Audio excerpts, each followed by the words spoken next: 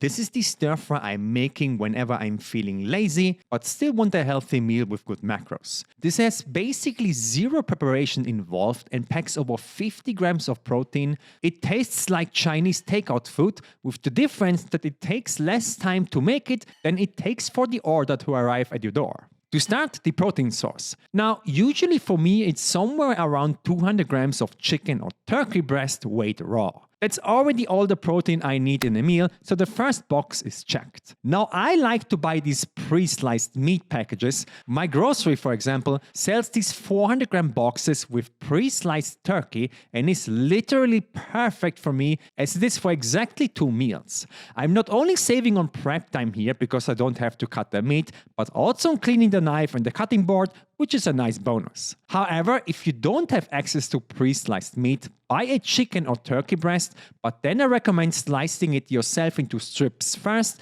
before once again into bite-sized cubes.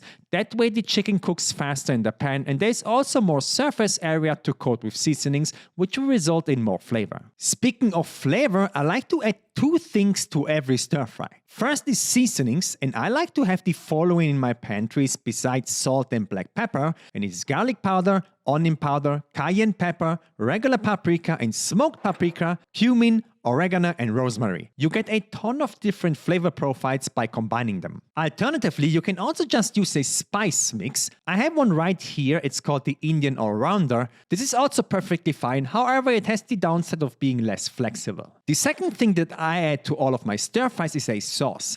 Again, I keep it extremely simple here when it comes to lazy stir fries.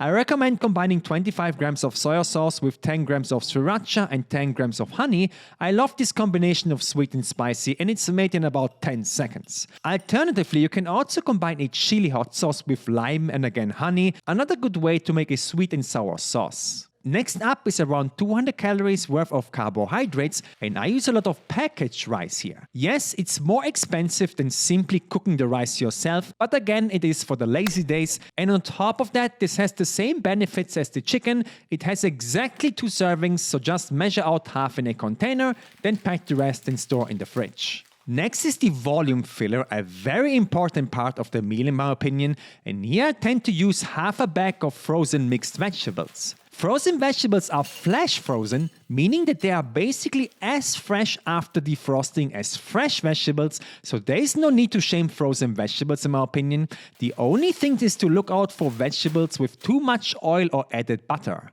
The calorie to weight ratio of these should be at maximum 50 calories per 100 grams of vegetables, so check the food label. For this meal, I'm using this Mediterranean mix, and half the bag is 300 grams and exactly 120 calories, so perfect for me. I also recommend using non-seasoned vegetables if you don't know the brand, just to keep it flexible in case you don't like the seasoning mix. The cooking process could not be simpler here. First, I'm going to heat up a pan of a medium-high heat, add a small splash of water, add the vegetables and then close the lid. The steam will help defrost the vegetables a bit faster. After about 2 minutes they will already be soft, then reduce the heat to medium, add a pinch of salt and also 4 grams of olive oil. Always weigh your oil on a scale before adding it. It is basically 100% fat, so calories add up very quickly. The oil will help add a bit of browning to the outside of the vegetables, which will again add a lot more flavor. After another minute of stir frying the vegetables, you can push them to the side of the pan,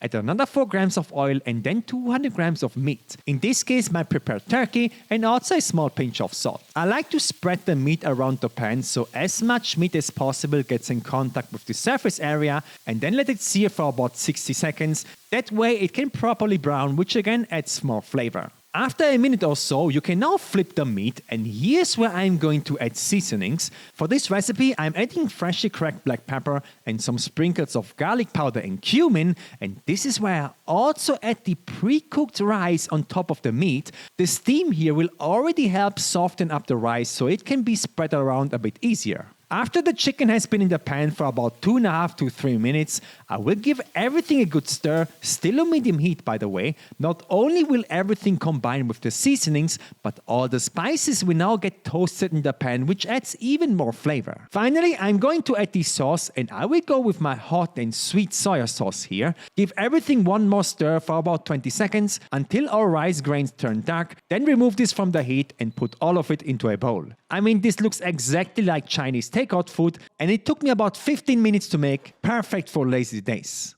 This meal comes in at 672 calories, 84 grams of carbs, 10 grams of fat, and 61 grams of protein. These types of recipes help me and over 10,000 people lose weight and keep it off. Why? Because I specifically make sure that they taste delicious, are filling, and have great macros, and I created a cookbook with over 250 recipes like this one, from breakfast to lunch to dessert, pizza, burgers, and cheesecake. You buy it once and you get all recipe updates for free. The link is in the description.